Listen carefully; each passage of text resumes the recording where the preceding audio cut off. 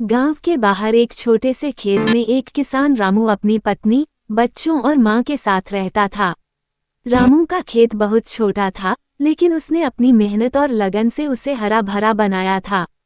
हर सुबह वह सूर्योदय से पहले खेत में काम करने चला जाता था और रात तक खेत में हल चलाता।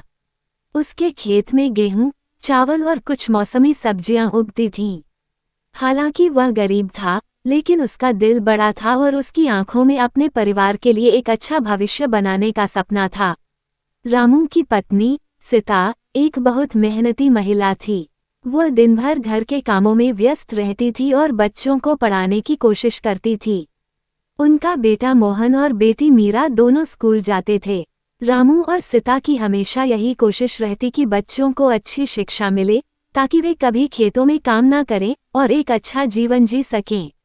एक दिन गांव में एक बड़ा तूफान आया। बारिश के कारण रामू का पूरा फसल बर्बाद हो गया।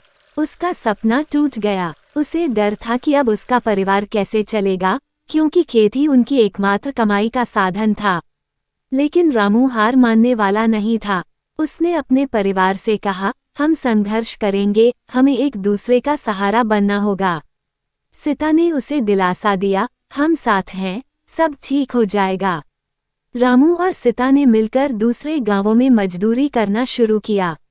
मोहन और मीरा भी पढ़ाई के साथ साथ घर के कामों में मदद करते थे। कुछ महीनों बाद, जब बारिश का मौसम खत्म हुआ, तो रामू ने फिर से छोटे छोटे बीज बोने शुरू किए। इस बार वह पहले से ज्यादा सावधान था और उसने बेहतर तरीके से खेती की। एक साल बाद रामू का खेत फिर से हरा भरा हो गया। फसल अच्छी हुई और उसकी मेहनत रंग लाई।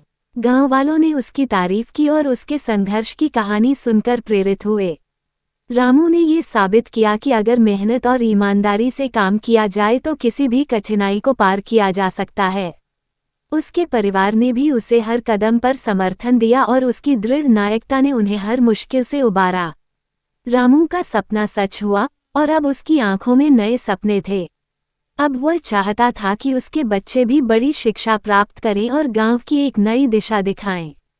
ये कहानी हमें ये सिखाती है कि जीवन में कठिनाइयां आती हैं, लेकिन जब परिवार एकजुट होता है और मेहनत की जाती है, तो किसी भी मुश्किल का सामना किया जा सकता है।